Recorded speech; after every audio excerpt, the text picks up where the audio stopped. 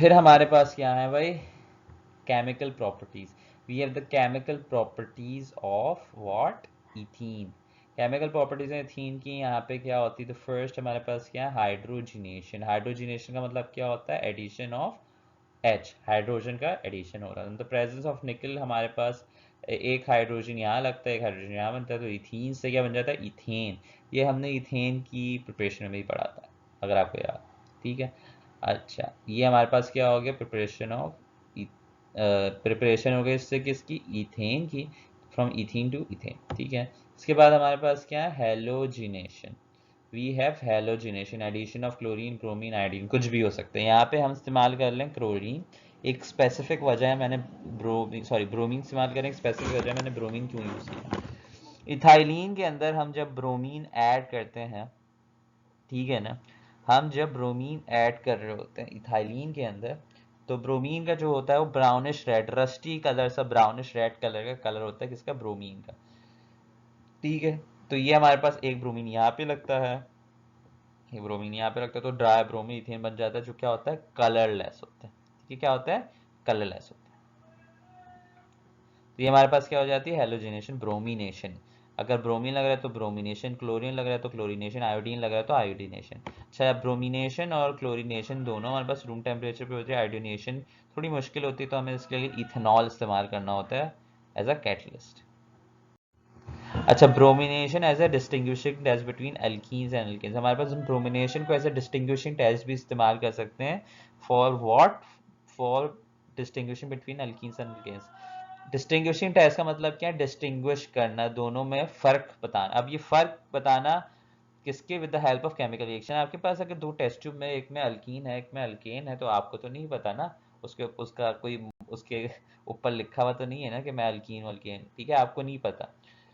तो अब आप दोनों में से डिस्टिंग्विश कैसे करोगे, कोई केमिकल टेस्ट से, जिस तरह से आप लैब के अंदर केमिकल टेस्ट इस्तेमाल कर रहे होते हो, और आप टेस्ट करके आप डिस्टिंग्विश कर रहे होते हो कौन सा सॉल्ट है, तो इसी तरीके से आप यहाँ पे करते हैं ऑर्गेनिक में। As when bromine reacts with ethene, the resultant in test tube show discoloration of bromine. हमारे पास फॉर एग्जांपल, अगर मैं, मेरे पास जो रिएक्टेंट है, उसके अंदर अगर मेरे पास क्या है, इथीन है, इथीन में या अल्कीन में मैं अगर अपना ब्रोमीन डालूंगा, ब्रोमीन किस कलर का होता है भाई, रेडिश ब्राउन कलर का, और मैं डालूंगा, जो रिजल्टेंट बनेगा मेरे पास, अभी जैसे हमने पहले देखा, वो कलरलेस होता है, उसका कलर चले जाता है। तो जो डीकलराइजेशन होती है ऑफ ब्रोमीन, ये क्या शो करती है कि इसमें क्या है, अल्कीन है, कोई ना कोई अल्कीन है। अल्केन्स जो होते हैं वो तो रिएक्शन ही देते हैं, जब वो रिएक्शन ही देंगे तो जो रेड कलर होगा वो परसिस्ट होगा, वो काफी देर तक रहेगा, तो इसका मतलब क्या, अल्केन है। But in case of alkanes the red colour persist due to no reaction. तो हम इस रिएक्शन को, जो प्रोमिनेशन है, उसको इस्तेमाल कर सकते हैं एज अ डिस्टिंग्विशिंग टेस्ट।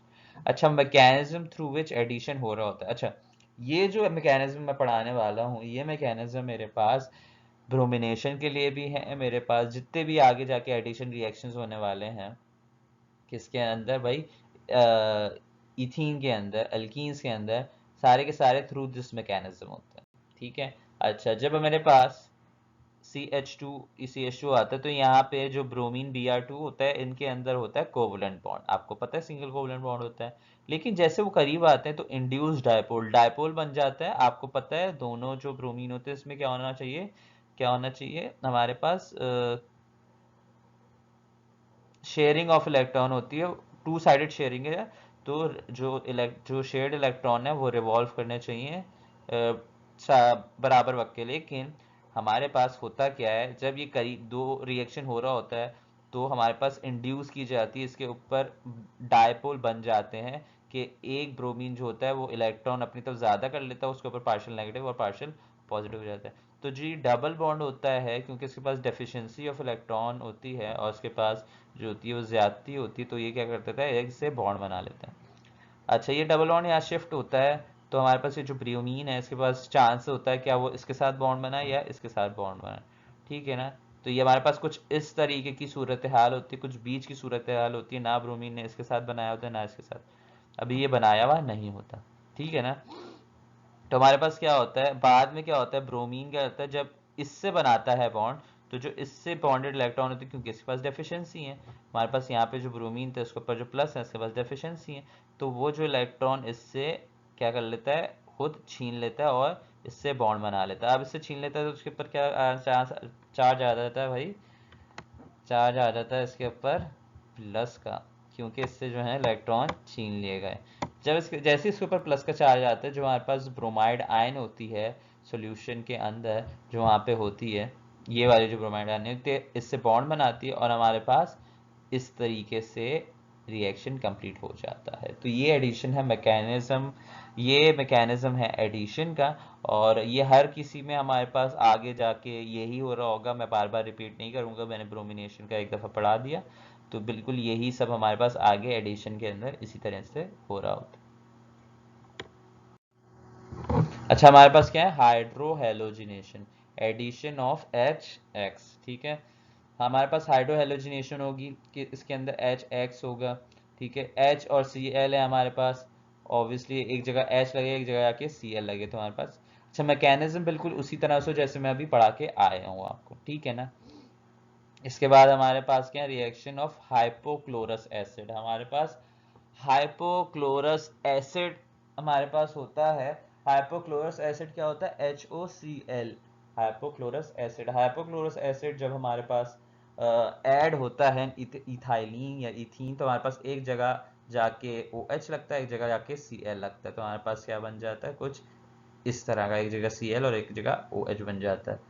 तो ये हमारे पास क्या बन जाता है, इथाइलिन क्लोरोहाइड्रीन, ठीक है ना। अच्छा, मैकेनिज्म जैसे हम पहले पढ़ के आ चुके हैं, क्योंकि बार बार रिपीट करूंगा तो हमारे पास लेंथ बढ़ जाएगी लेक्चर की, और इसलिए मैं एक दफ़ा मैंने वो मैकेनिज्म पढ़ा दिया ब्रोमीन का, सेम उसी मैकेनिज्म के थ्रू हमारे पास जो होते हैं हमारे पास जो है एडिशन हो रही होती है। पॉलीमराइजेशन आप पहले ही पढ़ चुके, पॉलीमराइजेशन हमारे पास मोनोमर होंगे इथीन के, जैसे हम पहले पढ़ चुके थे, पॉली इथीन बनती है, इथीन से क्या बना रहे होते हैं, पॉली इथीन, जैसे हम पहले पढ़ चुके हैं चैप्टर नंबर 6 के अंदर। तो इन द हमारे पास 400 डिग्री सेंटीग्रेड प्रेशर और ऑक्सीजन की कमी करके हम क्या कर रहे होते हैं, पॉलीमराइजेशन पॉली इथीन बना रहे होते हैं।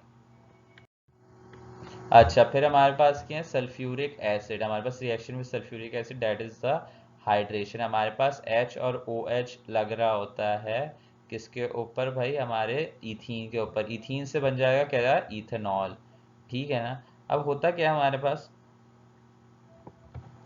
इस रिएक्शन के अंदर हमारे पास क्या हो रहा होता है,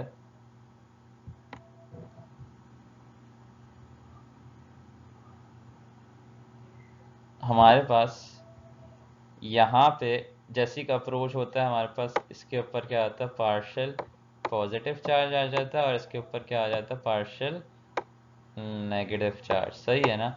अच्छा, होता क्या है, जैसे ये देखता है कार्बन के इसके ऊपर पार्शियल पॉजिटिव चार्ज आया है, ये डबल बॉन्ड जो होता है, सही है, इस पे क्या करता है, जैसे ही इसके साथ यहाँ पे सी एच के साथ ये H लग जाएगा, तो ये जो बॉन्ड था ये शिफ्ट हो जाएगा H के पास, ठीक है ना। तो इसके पास क्या हो जाएगी, इसके ऊपर क्या चार्ज आ जाएगा, ये वाले कार्बन गैस प्लस, क्योंकि जो इसका जो बॉन्ड था, इस वाले कार्बन का जो बॉन्ड है जिसपे प्लस लगा हुआ है, ठीक है ना, ये जो है ये शिफ्ट हो गया हाइड्रोजन से बना लिया इस वाले दूसरे वाले कार्बन ने। तो ये जो है इस प्लस को देख के इस पे ये वाला जो पूरी मोइटी है ये जाके अटैच हो जाएगी, सही है ना। तो हमारे पास कुछ इस तरह का स्ट्रक्चर बनना होगा। ये यहाँ पे दिखाया नहीं गया है, यहाँ पे ये CH2 था, यहाँ पे CH3 हो गया, ये H के साथ ऐड हो गया, तो ये मेरे पास CH2O हो गया, और ये हमारे पास पूरा स्ट्रक्चर हो गया, ठीक है।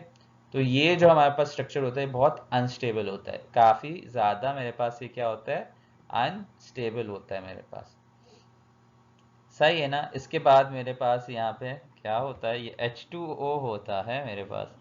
ये जो H2O होता है, अगर H2O को मैं ऐसे लिखूं,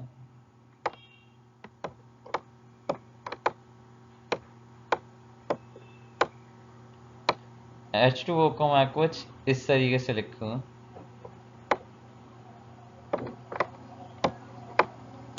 सही है। तो ये मेरे पास क्या है, पार्शियल नेगेटिव, और ये क्या है, पार्शियल पॉजिटिव, सही है ना। अच्छा, इसके साथ साथ अगर हम मैं यहाँ पे देखूँ तो क्योंकि हमारे पास ऑक्सीजन है, ऑक्सीजन की इलेक्ट्रोनेगेटिविटी ज़्यादा होती है, पार्शियल नेगेटिव है, और ये क्या है मेरे पास पार्शियल पॉजिटिव, सही है ना। तो होगा क्या, इसको देख के हमारे पास वाटर जो होगा वो यहाँ आ जाएगा, सही है। और ये जो है ये इस तरह से मेरे पास डबल डिस्प्लेसमेंट रिएक्शन हो जाएगा, और मेरे पास क्या बन जाएगा भाई, ये यहाँ पे CH2 है, ये OH बन के क्या बन जाएगा CH2OH, ये पूरा स्ट्रक्चर क्या बन गया, एक अल्कोहल इथेनॉल, दो कार्बन है और एंड में और लगा हुआ तो अल्कोहल, और ये जो ऑक्सीजन था वापस H लेके वापस सल्फ्यूरिक एसिड जैसा स्ट्रक्चर जो पहले था वैसा ही बन जाएगा। तो इस तरीके से हमारे पास हाइड्रेशन हो रही होती है in the presence of sulphuric acid, ठीक है ना। अच्छा, उसके बाद क्या ऑक्सीडेशन ऑफ इथीन, हमारे पास इथीन की ऑक्सीडेशन हो रही होती है। इसके अंदर हमारे पास ये जो इथीन होता है in the presence of water, और ये जो नेसेंट हाइड्रो ऑक्सीजन बनाई जाती है कि MnO4 क्या बना रहा होता है, ऑक्सीजन बना रहा होता है। इससे हमारे पास क्या बनता है, ये H2O, ठीक है ना। किस तरीके से और हमारे पास क्या बनता जाता है, ये ग्लाइकॉल बन जाता है, इथीन 1,2 डायोल, इथीन 1,2 डायोल बन जाता है हमारे पास किसके अंदर भाई, ये ऑक्सीडेशन में किस तरह से हो रहा होता है हमारे पास कि ये जो मेरे पास नेसेंट ऑक्सीजन होती है ये मेरे पास वाटर से रिएक्ट करती है, सही है,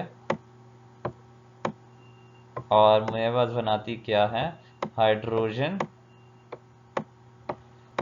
पर ऑक्साइड, ठीक है ना, H2O2। ये H2O2 जो है ये कुछ इस तरह से भी लिख सकते हैं हम इसको, H2O2 को कुछ इस तरह से भी लिख सकते हैं,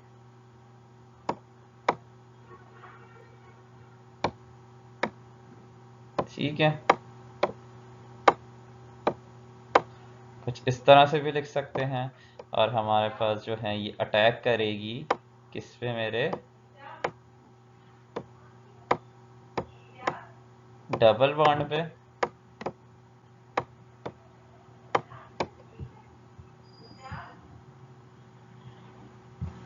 ठीक है। ये जो एक OH है ये इस पे अटैक करेगा मेरे पास डबल बॉन्ड पे, और ये इस पे अटैक करेगा, जैसे हम पहले पढ़ चुके हैं, थ्रू दैट मैकेनिज्म हमारे पास जो है वो क्या बन जाता है भाई, ईथा डायोल या ग्लाइकॉल, ठीक है ना। अच्छा, इसके साथ साथ हमारे पास क्या है, प्रिपरेशन ऑफ मस्टर्ड गैस, हमारे पास मस्टर्ड गैस बन रही होती है। ये जो इथीन होता है ये इथीन मेरे पास H2Cl2 से रिएक्ट करता है।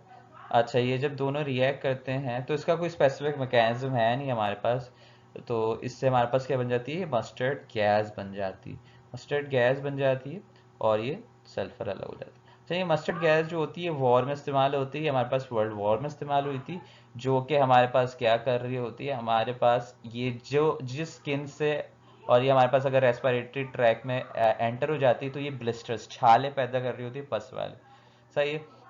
तो ये हमारे पास एक बायो वेपन, एक वॉर गैस होती है, जो इस्तेमाल हुई थी वर्ल्ड वॉर में बाय द रशियंस।